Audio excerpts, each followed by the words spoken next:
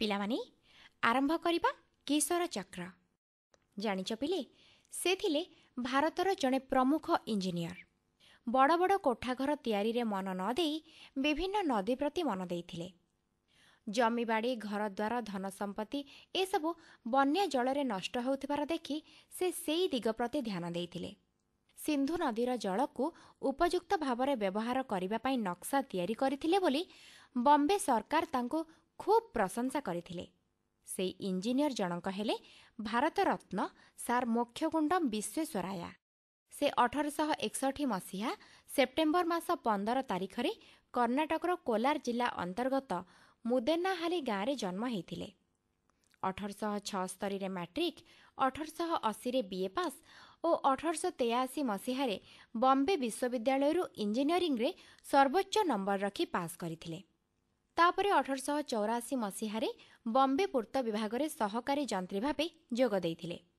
ଜାଣିଛ ପିଲେ, 1937 ମସିହାରେ ଓଡ଼ିଶାରେ ଭୟଙ୍କର ବନ୍ୟା ପରେ ଓଡ଼ିଶା ଆସି ବନ୍ୟା ନିୟନ୍ତ୍ରଣ ପାଇଁ ଅନେକଗୁଡ଼ିଏ ପରାମର୍ଶ ଦେଇଥିଲେ। ଆଉ ତାଙ୍କରି ପରାମର୍ଶ କ୍ରମେ ଆଜି ହୀରାକୁଦ ବନ୍ଧ ତିଆରି ହୋଇ ବନ୍ୟା ଜଳକୁ ନିୟନ୍ତ୍ରଣ କରାଯାଇପାରିଛି। ସାର୍ ଏମ୍ ବିଶ୍ୱେଶ୍ୱରାୟଙ୍କ ଦ୍ୱାରା ପ୍ରସ୍ତୁତ ଜଳସେଚନରେ ବ୍ଲକ ବ୍ୟବସ୍ଥା ଆଜି ଏ ଦେଶକୁ ନୂତନ ଦିଗନ୍ତ ଦେଇଛି। ତାଙ୍କ ହାତ ତିଆରି କୃଷ୍ଣରାଜସାଗର ବନ୍ଧ ନିର୍ମାଣ, ହୀରାକୁଦ ବନ୍ଧ, ମହୀଶୂର ଚନ୍ଦନକାଠ କାରଖାନା, ଇନ୍ଦ୍ରାବତୀ ଇସ୍ପାତ କାରଖାନା ଆଜି ବି ତାଙ୍କୁ ମନେ ପକାଏ।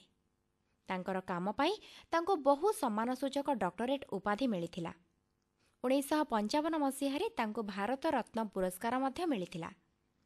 ହଁ ପିଲେ, ପ୍ରକୃତରେ ସେ ଥିଲେ ଭାରତର ଜଣେ ରତ୍ନ। ଅନେକ ଶିଳ୍ପ କାରଖାନାର ଜନକ, ବହୁ ଆଧୁନିକ ନଗର ନିର୍ମାଣକାରୀ, ଅନେକ ନଦୀରେ ବନ୍ଧ ଓ ଆନିକଟ ତିଆରି କରିବାର ଯନ୍ତ୍ରୀ, ଯିଏକି ଭାରତର ଶିକ୍ଷା, ସାଂସ୍କୃତିକ ଏବଂ ଅର୍ଥନୈତିକ ପ୍ରଗତି ପାଇଁ ନିଜ ଜୀବନକୁ ଉତ୍ସର୍ଗ କରିଥିଲେ। ସେ ଆଜି ନାହାନ୍ତି ସତ, ହେଲେ ତାଙ୍କର ଅତୁଳନୀୟ ଅବଦାନଗୁଡ଼ିକୁ ମନେ ରଖିବା ପାଇଁ ତାଙ୍କ ସମ୍ମାନ ଉଦ୍ଦେଶ୍ୟରେ ତାଙ୍କ ଜନ୍ମଦିନକୁ ମାନେ ସେପ୍ଟେମ୍ବର 15କୁ ସାରା ଭାରତବର୍ଷରେ ଇଞ୍ଜିନିୟର ଦିବସ ଭାବରେ ପାଳନ କରାଯାଉଛି। ହଉ ପିଲେ, ଏତେ କଥା ପରେ ଆସ ଶୁଣିବା ଭଜନଟିଏ। ଆର୍ତ ଦାସଙ୍କ ରଚନାରୁ ଭଜନଟିକୁ ତମମାନଙ୍କ ପାଇଁ ଗାଇଛନ୍ତି ଦାସ ଅଙ୍କିତା ଚାନ୍ଦ। ଆସ ଶୁଣିବା।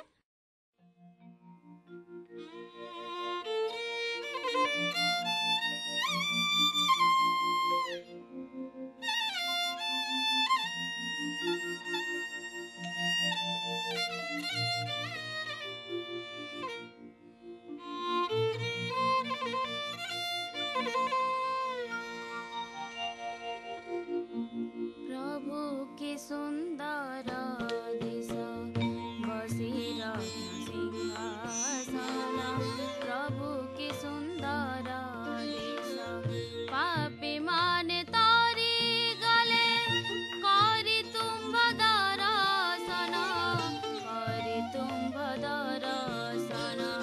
प्रभु के सुंदर देश बसिरहन सिंहासन, प्रभु के सुंदर देश।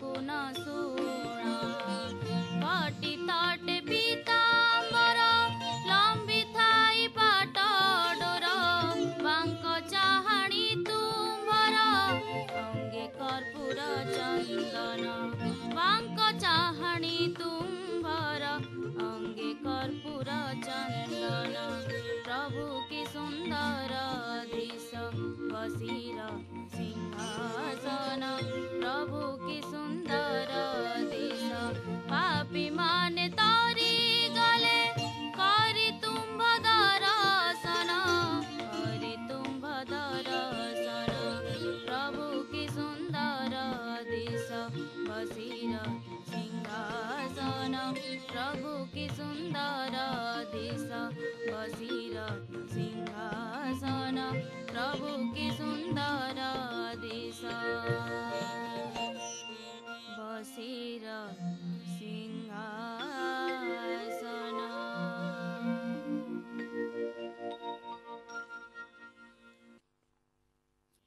ପିଲାମାନେ କାର୍ଯ୍ୟକ୍ରମ ଆରମ୍ଭରେ ସାର୍ ଏମ୍ ବିଶ୍ୱେଶ୍ୱରାୟଙ୍କ ଜନ୍ମଦିବସ ଉପଲକ୍ଷେ ତାଙ୍କ କୃତି ବିଷୟରେ କିଛି ଶୁଣିଥିଲା। ଠିକ୍ ସେମିତି ସେପ୍ଟେମ୍ବର 15 ତାରିଖରେ ଆଉ ଜଣେ ମହାନ ବ୍ୟକ୍ତିତ୍ୱଙ୍କର ଜନ୍ମଦିବସ। ସେ ହେଉଛନ୍ତି ବିଶିଷ୍ଟ ପ୍ରସିଦ୍ଧ ବଙ୍ଗାଳୀ ଉପନ୍ୟାସକାର ଓ ଗଳ୍ପ ଲେଖକ ଶରତ ଚନ୍ଦ୍ର ଚଟ୍ଟୋପାଧ୍ୟାୟ। ତାଙ୍କର କାହାଣୀଗୁଡ଼ିକ ଅନେକ ଭାଷାରେ ଅନୁବାଦ ହୋଇଛି ଏବଂ ଭାରତୀୟ ସିନେମା ଓ ସାହିତ୍ୟରେ ଖୁବ୍ ଗଭୀର ପ୍ରଭାବ ପକାଇଛି। ଆସ ଆଜି ତାଙ୍କ ବିଷୟରେ ଜାଣିବା। ତମମାନଙ୍କ ପାଇଁ କହିଛନ୍ତି ଅରୁଣା ସାମନ୍ତରାୟ। ପିଲାମାନେ, ଆଜି ଆମେ ଯାହାଙ୍କ ବିଷୟରେ ଜାଣିବା ସେ ଜଣେ ପ୍ରସିଦ୍ଧ ସାହିତ୍ୟିକ। ତାଙ୍କର ନାଁ ଶରତ ଚନ୍ଦ୍ର ଚଟ୍ଟୋପାଧ୍ୟାୟ। ସାହିତ୍ୟ ଜଗତକୁ ତାଙ୍କର ଅନେକ ଅବଦାନ ରହିଛି। ସିଏ ସାହିତ୍ୟକୁ ଗୋଟିଏ ନୂଆ ମୋଡ଼ ଦେଇଥିଲେ ବୋଲି ଲୋକେ କହିଥାନ୍ତି। ଶରତ ଚନ୍ଦ୍ର 1876 ମସିହା ସେପ୍ଟେମ୍ବର ମାସ 15 ତାରିଖରେ କଲିକତାରୁ 50 କିଲୋମିଟର ଦୂର ହୁଗୁଳିର ଗୋଟିଏ ଛୋଟିଆ ଗାଁରେ, ଯେଉଁ ଗାଁର ନାଁ କି ଦେବାନନ୍ଦପୁର, ସେଇଠାରେ ଜନ୍ମ ହୋଇଥିଲେ। ତାଙ୍କର ଥିଲା ବଙ୍ଗାଳୀ ବ୍ରାହ୍ମଣ ପରିବାର। ତାଙ୍କ ବାପାଙ୍କ ନାଁ ମୋତିଲାଲ ଚଟ୍ଟୋପାଧ୍ୟାୟ ଆଉ ମାଆଙ୍କ ନାଁ ଭୁବନମୋହିନୀ ଦେବୀ। ତାଙ୍କର 7 ଭାଇ ଭଉଣୀଙ୍କ ଭିତରେ ସେ ଥିଲେ ଦ୍ୱିତୀୟ। ଶରତ ଚନ୍ଦ୍ର ଉପନ୍ୟାସ, ଗଳ୍ପ, ପ୍ରବନ୍ଧ ଇତ୍ୟାଦି ରଚନା କରିଥିଲେ ମଧ୍ୟ ଉପନ୍ୟାସ ଲେଖକ ରୂପେ ତାଙ୍କୁ ବେଶୀ ଲୋକ ଜାଣନ୍ତି। 20ଶ ଶତାବ୍ଦୀର ଆରମ୍ଭରେ ସେ ତାଙ୍କର ସାହିତ୍ୟ ରଚନା ଆରମ୍ଭ କରିଥିଲେ। ବଙ୍ଗାଳୀ ପରିବାରର ଗାଁର କାହାଣୀ, ସହରର କାହାଣୀକୁ ସେ ନିଖୁଣ ଭାବରେ ରୂପ ଦେଇଥିଲେ ତାଙ୍କ ଉପନ୍ୟାସମାନଙ୍କରେ ଆଉ ଗପମାନଙ୍କରେ। ତାଙ୍କର ଯେଉଁ ପର୍ଯ୍ୟବେକ୍ଷଣ, ତାଙ୍କର ବିଚାର ଭାରି ସୂକ୍ଷ୍ମ ଥିଲା। ତାଙ୍କ ଭିତରେ ମଣିଷପଣିଆ ଭରି ଭରିକି ରହିଥିଲା। ସାଧାରଣ ମଣିଷକୁ ସେ ବହୁତ ଭଲ ପାଉଥିଲେ। ପର ଦୁଃଖରେ ଦୁଃଖୀ ହେଉଥିଲେ ଆଉ ପର ସୁଖରେ ସୁଖୀ ହେଉଥିଲେ। ଅନ୍ୟର ମନକୁ ସେ ଭଲ ଭାବରେ ବୁଝିପାରୁଥିଲେ। କାହା ହୃଦୟରେ ଦୁଃଖ ଦେଲା ଭଳିଆ କଥାବାର୍ତ୍ତା କି ବ୍ୟବହାର ସେ କେବେ ହେଲେ କରୁନଥିଲେ। ବରଂ ପାରୁ ପର୍ଯ୍ୟନ୍ତ ସମସ୍ତଙ୍କୁ ସାହାଯ୍ୟ କରୁଥିଲେ। ନାରୀମାନଙ୍କର ଭାବନା, ଶିଶୁର ଭାବନାରେ ଯେଉଁ କୋମଳତା ଥାଏ, ସେଇ ସବୁ ତାଙ୍କ ଲେଖାରେ ପ୍ରକାଶ ପାଇଥିଲା। ତାଙ୍କ ଲେଖାର ଭାବ ଥିଲା ସରଳ, କୋମଳ, ସ୍ୱାଭାବିକ। ଆଉ ରାଜନୀତିର ଯାହା ସବୁ ଭୁଲ ଭଟକା, ସମାଜରେ ଚାଲିଥିବା କୁପ୍ରଥା ତାଙ୍କୁ ଭାରି ପ୍ରଭାବିତ କରିଥିଲା, ଯାହାକୁ ସେ ତାଙ୍କ ଲେଖନୀରେ ରୂପ ଦେଇଥିଲେ। ତାଙ୍କ ଲେଖାର ଲକ୍ଷ୍ୟ ଥିଲା ଆମ ଦେଶର ଲୋକଙ୍କୁ ପ୍ରକୃତ କଥା କ'ଣ, ତାକୁ କେମିତି ଠିକ୍ ଭାବରେ ଜଣେଇଦେବା। ସେ ସବୁ ସମୟ ପାଇଁ ଆଉ ସବୁଠାରୁ ଅଧିକ ଲୋକପ୍ରିୟ ଭାରତ ଲେଖକ ଭାବରେ ସୁନାମ ପାଇଛନ୍ତି। ଶରତଚନ୍ଦ୍ରଙ୍କର ପିଲାଦିନ ବହୁତ ଦୁଃଖ କଷ୍ଟରେ କଟିଥିଲା। ବାପାଙ୍କର ରୋଜଗାରପତ୍ର ବିଶେଷ ନଥିଲା। ସେଇଥିପାଇଁ ସେମାନଙ୍କର ଖାଇବା, ପିନ୍ଧିବା, ଚଳିବା ଇଏସବୁ ସୁବିଧା ହେଉନଥିଲା। ସେ ଦେଖିଥାନ୍ତି ଯେ ତାଙ୍କର ବାପା ଗପ, କବିତା, ଉପନ୍ୟାସ, ନାଟକ ଏଇସବୁ ବହୁତ ଲେଖନ୍ତି। କେଉଁଟାକୁ ହେଲେ ସେ ଶେଷ କରିପାରନ୍ତି ନାହିଁ। ସେ ଲେଖାଗୁଡ଼ାକ ଅଧା ହେଇକିରି ରହିଯାଇଥାଏ। ଶରତ ଦିନେ ଦିନେ ଭାବନ୍ତି ତାଙ୍କ ବାପାଙ୍କର ଏଇ ଯେଉଁ ଲେଖାଗୁଡ଼ିକ ଯଦି ଶେଷ ହେଇଯାଆନ୍ତା, ତାହେଲେ ସେ କେମିତି ହେଇପାରନ୍ତା, କ'ଣ ଲେଖିଦେଲେ ସେ ସବୁ ପୂରା ହେଇପାରନ୍ତା। ସେଇଥିପାଇଁ ବୋଧେ ସେ 17 ବର୍ଷରେ ଗପ ଲେଖିବାକୁ ମନ କଲେ। ବୁଝିଲ ପିଲେ, ତମେ ଘରେ ଯାହା ସବୁ ଦେଖ, ବାପା ମାଙ୍କର କାର୍ଯ୍ୟକଳାପ, ସେ କେମିତି ଚଳୁଛନ୍ତି, ସେଥିରୁ ବହୁତ କଥା ଶିଖିଯାଅ, ନୁହେଁ କି? ଶରତଚନ୍ଦ୍ର ମଧ୍ୟ ସେଇଭଳି ଭାବରେ ଅନେକ କଥା ଶିଖିଗଲେ। ଅଭାବ ଯୋଗୁଁ ଶରତଚନ୍ଦ୍ରଙ୍କର ବାପା ମୋତିଲାଲ ତାଙ୍କ ପରିବାର ସହିତ ଆସି ତାଙ୍କ ଶ୍ୱଶୁର ଘରେ ଅର୍ଥାତ୍ ଶରତଚନ୍ଦ୍ରଙ୍କର ଅଜାଙ୍କ ଘରେ, ସେଇଟା ହେଉଛି ବିହାରର ଭାଗଲପୁର, ସେଇଠି ରହିଲେ। ଶରତଚନ୍ଦ୍ର ଖୁବ୍ ଭଲ ପାଠ ପଢ଼ୁଥିଲେ। ଭାଗଲପୁର ସରକାରୀ ବିଦ୍ୟାଳୟରେ ଏକାଥରକେ ସେ 2ଟା ଶ୍ରେଣୀ ଉଠିଗଲେ। 1984 ମସିହାରେ ଏଣ୍ଟ୍ରାନ୍ସ ପରୀକ୍ଷାରେ ସେ ବହୁତ ଭଲ ନମ୍ବର ରଖିଲେ। ତେଜନାରାୟଣ ଜୁବୁଲି କଲେଜରେ ତାପରେ ସେ ପଢ଼ିଲେ। ଇଂରାଜୀ ସାହିତ୍ୟ ପ୍ରତି ତାଙ୍କର ମନ ଟାଣି ହେଇଗଲା।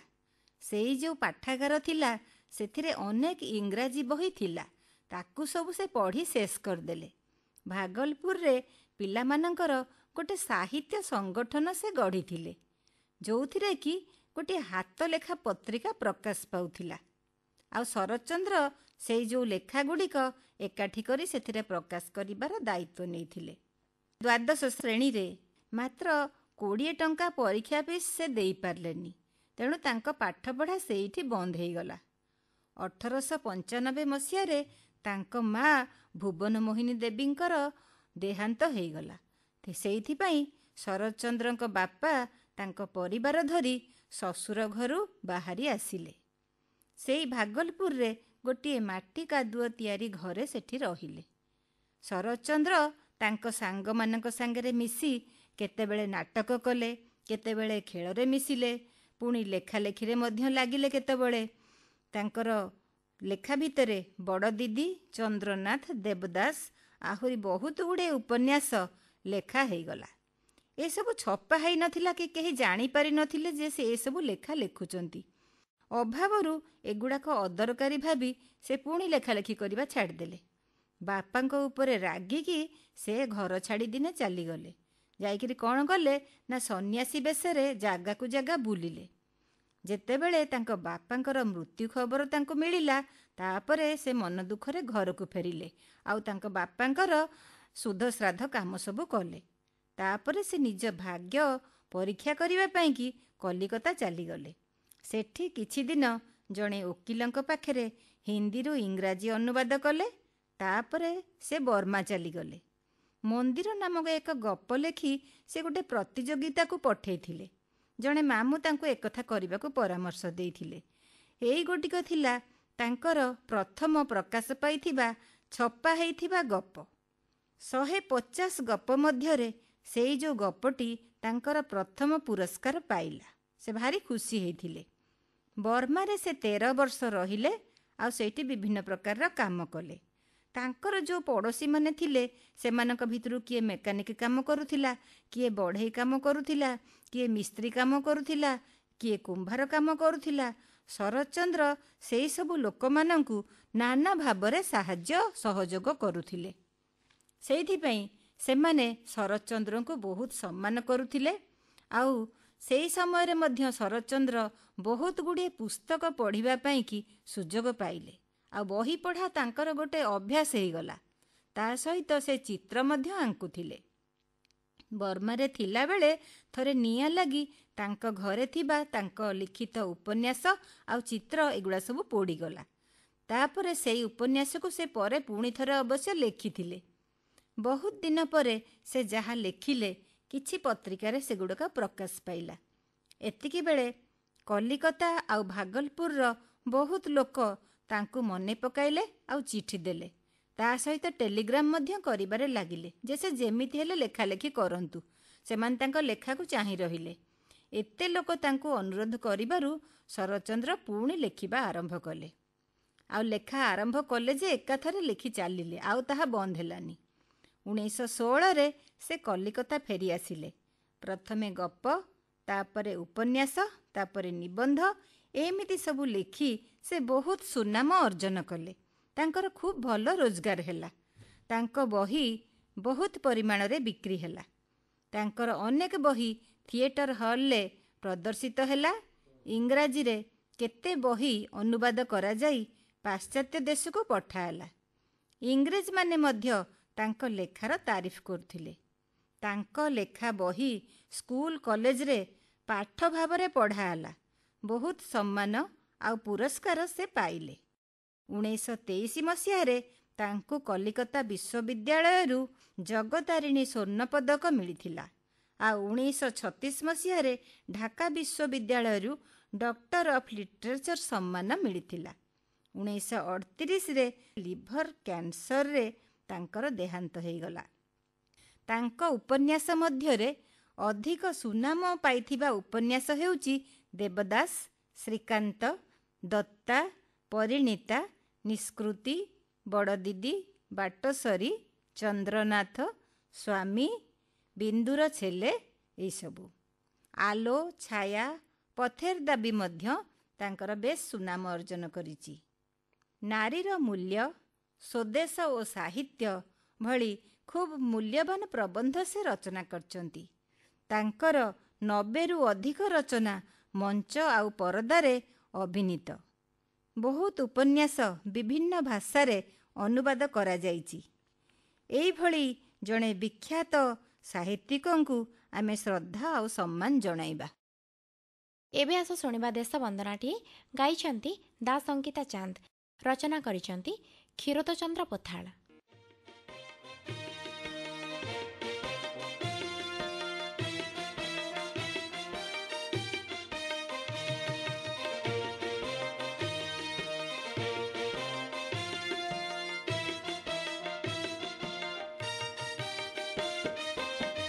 ଆମେ ଟିକି ସାଇନା, ଆମେ ଟିକି ସାଇନା, ଆମେ ଟିକି ସାଇନା, ଆମେ ଟିକି ସାଇନା, ଆମରି ଦେଶକୁ ଆମେ ତ ଗଢ଼ିବୁ, ଆମରି ଦେଶକୁ ଆମେ ତ ଗଢ଼ିବୁ, ଦୂର କରି ଦେବୁ ଦୁଃଖ ଦଇନ।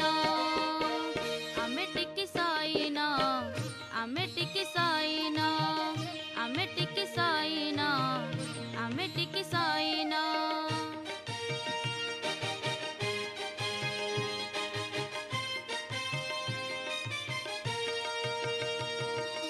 ଆମ ଟିକି ହାତେ ଅସୀମ ବଳ, ସବୁ କାମେ ଆମେ ସଦା ଚଞ୍ଚଳ।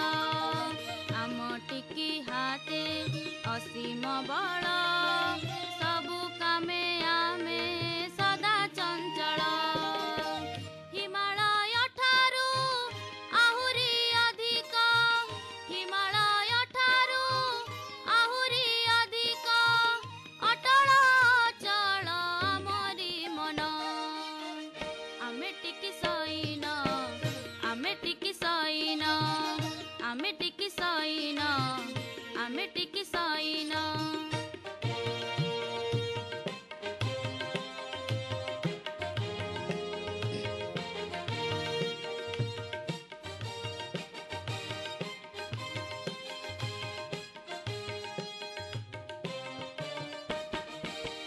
ଜନନୀ ଜନମ ଭୂମିର ପାଇ, ଆମରି ଛାତିକି ଦେବୁ ପତାଇ। ଜନନୀ ଜନମ ଭୂମିର ପାଇ, ଆମରି ଛାତିକି ଦେବୁ ପତାଇ। ନୁଆଇବୁ ନାହିଁ କାହା ପାଶେ ମଥା, ନୁଆଇବୁ ନାହିଁ କାହା ପାଶେ ମଥା, ଗଲେ ଯାଉ ପଛେ ଏଇ ଜୀବନ। ଆମେ ଟିକି ସାଇନା, ଆମେ ଟିକି ସାଇନା, ଆମେ ଟିକି ସାଇନା, ଆମେ ଟିକି ସାଇନା।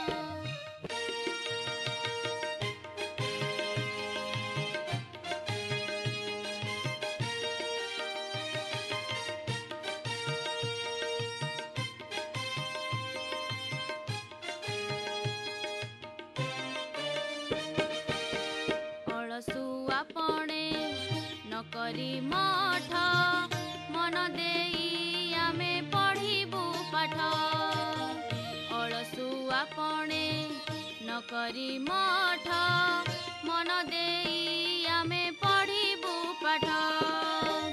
ଆମେ ତ ଉଡ଼ିବୁ, ଆମେ ତ ଲଢ଼ିବୁ, ଆମେ ତ ଉଡ଼ିବୁ, ଆମେ ତ ଲଢ଼ିବୁ, ରଖିଯିବୁ ଦେଶ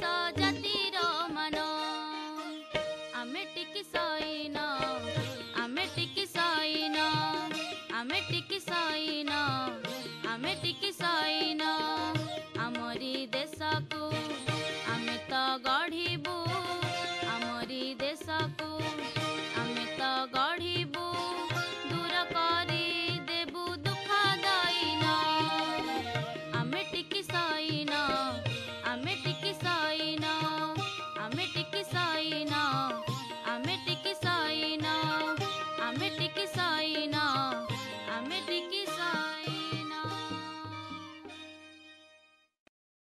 ପିଲାମାନେ ପିରିୟଡ଼ିକ୍ ଟେବଲ୍ ବା ପର୍ଯ୍ୟାୟ ସାରଣୀ ହେଉଛି ରାସାୟନିକ ମୌଳିକମାନଙ୍କୁ ତାଙ୍କର ପରମାଣୁ କ୍ରମାଙ୍କ ଗୁଣ ଓ ଧର୍ମ ଅନୁସାରେ ସାରଣୀବଦ୍ଧ ଭାବେ ବ୍ୟବସ୍ଥିତ କରିବାର ଗୋଟିଏ ପଦ୍ଧତି। ଆସ ଆଜି ଏ ବିଷୟରେ ସଂକ୍ଷିପ୍ତ ଭାବରେ ଶୁଣିବା ଆଉ ବୁଝିବା। ତମମାନଙ୍କ ପାଇଁ କହିଛନ୍ତି ପ୍ରଣବ ବେହେରା। ଆଚ୍ଛା ପିଲାମାନେ, ତୁମେମାନେ ଯେଉଁ ପୋଷାକ ପତ୍ର ପିନ୍ଧିଅଛ, ଯେଉଁ ଖାଦ୍ୟ ଖାଉଅଛ, ଯେଉଁଠାରେ ରହୁଅଛ, ଜାଣିଛ କି ସେଗୁଡ଼ିକ କେଉଁ କେଉଁ ପଦାର୍ଥରେ ଗଠିତ? ହଁ, ସେଗୁଡ଼ିକ ମୌଳିକ ପଦାର୍ଥରେ ଗଠିତ। ପିଲାମାନେ, ତୁମେ ଜାଣି ଆଶ୍ଚର୍ଯ୍ୟ ହେବ, ବର୍ତ୍ତମାନ ସୁଦ୍ଧା ଆମ ପୃଥିବୀ ବକ୍ଷରେ ଯେଉଁ 118ଟି ମୌଳିକ ଆବିଷ୍କୃତ କରାଯାଇଛି, ତାକୁ ସଜାଇବା ପାଇଁ, ତାକୁ ଏକ ନିର୍ଦ୍ଦିଷ୍ଟ କ୍ରମରେ ରଖିବା ପାଇଁ ବୈଜ୍ଞାନିକମାନେ ବହୁତ ଥର ପ୍ରୟାସ ଆରମ୍ଭ କରିଛନ୍ତି। ଆଚ୍ଛା ପିଲାମାନେ, ତୁମେ କହିପାରିବ କି ଏ ପ୍ରୟାସ ସେମାନେ କାହିଁକି କରିଛନ୍ତି? ହଁ, ତାର ଉତ୍ତରରେ କେବଳ ଏତିକି କୁହାଯାଇପାରେ, ଯେଉଁଭଳି ଭାବରେ ତୁମେ ତୁମ ଘରେ ବିଭିନ୍ନ ପ୍ରକାର ଆସବାବ ପତ୍ର ଗୁଡ଼ିକ ଠିକ୍ ସ୍ଥାନରେ ରଖିଥାଅ, କାହିଁକି ନା ସେଇ ଆସବାବ ପତ୍ର ଗୁଡ଼ିକ ଠିକ୍ ସ୍ଥାନରେ ରଖିବା ଫଳରେ ତୁମେ ଠିକ୍ ସମୟରେ ଠିକ୍ କାମ ଗୁଡ଼ିକୁ ଉଚିତ ଢଙ୍ଗରେ କରିପାର। ସେଥି ନିମନ୍ତେ ବୈଜ୍ଞାନିକମାନେ ମୂଳରୁ ଆବିଷ୍କୃତ ହୋଇଯାଉଥିବା ମୌଳିକ ଗୁଡ଼ିକ ଏକ ନିର୍ଦ୍ଦିଷ୍ଟ କ୍ରମରେ ସଜାଇବା ପାଇଁ ପ୍ରୟାସ ଆରମ୍ଭ କରିଥିଲେ। ପ୍ରଥମ ପ୍ରୟାସ ସ୍ୱରୂପ ଆମର 1815 ମସିହାରେ ୱିଲିୟମ ପ୍ରାଉଟ୍ ଦର୍ଶାଇଥିଲେ ଯେ ସମସ୍ତ ମୌଳିକର ପାରମାଣିକ ବସ୍ତୁତ୍ୱ ମଧ୍ୟରେ ଏକ ନିବିଡ଼ ସମ୍ପର୍କ ରହିଅଛି। ତାପରେ ଜର୍ମାନ ରସାୟନବିତ୍ J.W. ଡୁବେରିନ୍ 1817 ମସିହାରେ ଅନୁରୂପ ଧର୍ମ ଥିବା ମୌଳିକ ଗୁଡ଼ିକ ନେଇ ଗ୍ରୁପ୍ କରି ସଜାଇବାକୁ ଉଦ୍ୟମ କଲେ। ପିଲାମାନେ, ଡୁବେରିନ୍ ଦର୍ଶାଇଥିଲେ ଯେ ପ୍ରତି ଟ୍ରାଏଡ଼ରେ ଥିବା ମୌଳିକ ଗୁଡ଼ିକୁ ସେମାନଙ୍କର ବର୍ଦ୍ଧିତ ପାରମାଣବିକ ବସ୍ତୁତ୍ୱ କ୍ରମରେ ସଜାଇଲେ ମଧ୍ୟମ ସ୍ଥାନରେ ରହିଥିବା ମୌଳିକର ପାରମାଣବିକ ବସ୍ତୁତ୍ୱ ଅନ୍ୟ ଦୁଇଟି ମୌଳିକର ହାରାହାରି ପାରମାଣବିକ ବସ୍ତୁତ୍ୱ ସଙ୍ଗେ ସମାନ। ପିଲାମାନେ, ତାପରେ 1866 ମସିହାରେ ଇଂଲଣ୍ଡର ରସାୟନବିତ୍ ଜନ୍ ନ୍ୟୁଲ୍ୟାଣ୍ଡ ମୌଳିକର ପାରମାଣିକ ବସ୍ତୁତ୍ୱକୁ ଆଧାର କରି ଏକ ଶ୍ରେଣୀ ବିଭାଗ କରିଥିଲେ। ସେ ଲକ୍ଷ୍ୟ କଲେ ଯେ ପ୍ରତି ଅଷ୍ଟମ ମୌଳିକର ଧର୍ମ ପ୍ରଥମ ମୌଳିକର ଧର୍ମ ସହ ମେଳ ଖାଉଛି। ସେ ଏହାକୁ ସଙ୍ଗୀତର ଅଷ୍ଟକ ସ୍ୱର ସହିତ ତୁଳନା କରି ଅଷ୍ଟକ ନିୟମ ଆଖ୍ୟା ଦେଇଥିଲେ। କିନ୍ତୁ ପରବର୍ତ୍ତୀ ସମୟରେ ଦେଖାଗଲା ଯେ ନ୍ୟୁଲ୍ୟାଣ୍ଡଙ୍କ ଅଷ୍ଟକ ନିୟମ କେବଳ କ୍ୟାଲସିୟମ ପର୍ଯ୍ୟନ୍ତ ପ୍ରଯୁଜ୍ୟ ଅଟେ, ଅର୍ଥାତ୍ କ୍ୟାଲସିୟମ ପରେ ଥିବା ପ୍ରତି ଅଷ୍ଟମ ମୌଳିକର ଧର୍ମ ପ୍ରଥମ ମୌଳିକର ଧର୍ମ ସହିତ ସମାନ ନଥିଲା। ପରବର୍ତ୍ତୀ ଅବସ୍ଥାରେ ନୂତନ ମୌଳିକ ଆବିଷ୍କୃତ ହେବା ଫଳରେ ସେହି ମୌଳିକମାନଙ୍କର ଧର୍ମଗୁଡ଼ିକ ଅଷ୍ଟକ ନିୟମରେ ଆଉ ଖାପ ଖାଇଲା ନାହିଁ। ନ୍ୟୁଲ୍ୟାଣ୍ଡଙ୍କର ଅଷ୍ଟକ ନିୟମ ଅଗ୍ରାହ୍ୟ ହେବା ପରେ ମଧ୍ୟ ଅନେକ ବୈଜ୍ଞାନିକ ମୌଳିକ ଗୁଡ଼ିକର ଧର୍ମ, ସେଗୁଡ଼ିକର ପାରମାଣିକ ବସ୍ତୁତ୍ୱ ସହିତ ଥିବା ପରସ୍ପରର ସମ୍ପର୍କର ଏକ ନିୟମ ଅନ୍ୱେଷଣରେ ଲାଗି ପଡ଼ିଲେ। ପିଲାମାନେ, ତୁମେ ଜାଣି ଆଶ୍ଚର୍ଯ୍ୟ ହେବ, ଏ କ୍ଷେତ୍ରରେ ରୁଷୀୟ ରସାୟନବିତ୍ ଦିମିତ୍ରି ଇଭାନୋଭିଚ୍ ମେଣ୍ଡଲିଭ୍ ମୌଳିକ ଗୁଡ଼ିକର ଶ୍ରେଣୀ ବିଭାଗ କରି ଅନେକ ଖ୍ୟାତି ଅର୍ଜନ କରିଥିଲେ।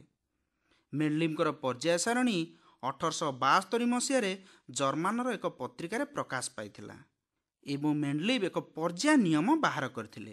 ଏହି ନିୟମଟି ହେଲା ମୌଳିକ ଗୁଡ଼ିକର ଗୁଣ ସେଗୁଡ଼ିକ ପାରମାଣିକ ବସ୍ତୁତ୍ୱର ପର୍ଯ୍ୟାୟ ଫଳନ। ଉଜାନ ମୌଳିକର ଅସଙ୍ଗତି ଅବସ୍ଥାନ, ଆଇସୋଟୋପର ଆବିଷ୍କାର ପ୍ରଭୃତି କାରଣ ନିମନ୍ତେ ମେଣ୍ଡଲିଭ୍ଙ୍କର ପର୍ଯ୍ୟାୟ ସାରଣୀ ପାଇଁ ଏକ ସମସ୍ୟା ସୃଷ୍ଟି କଲା। ହେନରୀ ମୋସ୍ଲି 1913 ମସିହାରେ ଦର୍ଶାଇଥିଲେ ଯେ ଗୋଟିଏ ମୌଳିକର ପରମାଣୁର କ୍ରମାଙ୍କର ଧର୍ମ ପାରମାଣିକ ବସ୍ତୁତ୍ୱର ଧର୍ମଠାରୁ ଅଧିକ ପ୍ରାଥମିକ ଅଟେ। ସେହି ଅନୁଯାୟୀ ମେଣ୍ଡଲିଭ୍ଙ୍କର ପର୍ଯ୍ୟାୟ ନିୟମକୁ ଆଂଶିକ ପରିବର୍ତ୍ତନ କରାଗଲା। ଆଧୁନିକ ପର୍ଯ୍ୟାୟ ନିୟମଟି ହେଲା ମୌଳିକ ଗୁଡ଼ିକର ଗୁଣ ସେଗୁଡ଼ିକ ପରମାଣୁ କ୍ରମାଙ୍କର ପର୍ଯ୍ୟାୟ ଫଳନ। ମୌଳିକ ଗୁଡ଼ିକୁ ପରମାଣୁ କ୍ରମାଙ୍କର ବର୍ଦ୍ଧିତ କ୍ରମ ଅନୁସାରେ ସଜାଇଲେ ଆମେ ଆଧୁନିକ ପର୍ଯ୍ୟାୟ ସାରଣୀ ବା ଦୀର୍ଘକାୟ ପର୍ଯ୍ୟାୟ ସାରଣୀ ପାଇଥାଉ। ପିଲାମାନେ, ମୌଳିକଗୁଡ଼ିକୁ ପରମାଣୁ କ୍ରମାଙ୍କର ବର୍ଦ୍ଧିତ କ୍ରମ ଭିତ୍ତିରେ ସଜାଗଲା ବେଳେ ମୌଳିକଗୁଡ଼ିକର ଧର୍ମ ଅଧିକ ସଠିକତା ସହ ପୂର୍ବାନୁମାନ କରାଯାଇପାରିଲା। ପିଲାମାନେ ଆସ ଜାଣିବା ଏହି ପର୍ଯ୍ୟାୟ ସାରଣୀର କେତେକ ବିଶେଷତ୍ୱ। ଏହି ଆଧୁନିକ ପର୍ଯ୍ୟାୟ ସାରଣୀରେ 8ଟି ସ୍ତମ୍ଭ ରହିଛି ଯାହାକୁ ଗ୍ରୁପ୍ କୁହାଯାଏ ଏବଂ 7ଟି ଧାଡ଼ି ରହିଛି ଯାହାକୁ ପର୍ଯ୍ୟାୟ ବା ପିରିୟଡ଼ କୁହାଯାଏ। ଆଧୁନିକ ପର୍ଯ୍ୟାୟ ସାରଣୀରେ ମୌଳିକଗୁଡ଼ିକର ଗୁଣ ଯଥା ଯୋଜ୍ୟତା, ପରମାଣୁର ଆକାର, ଧାତବ ଓ ଅଧାତବ ଗୁଣ, ଆୟନୀକରଣ ଶକ୍ତି ପ୍ରଭୃତିର ଏକ କ୍ରମିକ ପରିବର୍ତ୍ତନ ଗ୍ରୁପ୍ ଓ ପିରିୟଡ଼ରେ ଦେଖାଯାଇଥାଏ। ସହଜରେ ମନେ ରଖିବା ମୌଳିକମାନଙ୍କ ଗୁଣର ପୂର୍ବାନୁମାନ, ଆଇସୋଟୋପର ପ୍ରକୃତ ଅବସ୍ଥାନ ତଥା ସମସ୍ତ ମୌଳିକମାନଙ୍କର ଅଲଗା ଅଲଗା ସ୍ଥାନ ନିମନ୍ତେ ଆଧୁନିକ ପର୍ଯ୍ୟାୟ ସାରଣୀ ଏକ ଯୁଗାନ୍ତକାର ସାରଣୀ ଏହା ନିଃସନ୍ଦେହରେ କୁହାଯାଇପାରେ। ହଉ ପିଲାମାନେ, ଆଜି ତ ସମୟ ହେଇଗଲାଣି। ଆଜି ପାଇଁ କିଶୋର ଚକ୍ରକୁ ଏଇଠି ରଖି ଉଠୁଛୁ।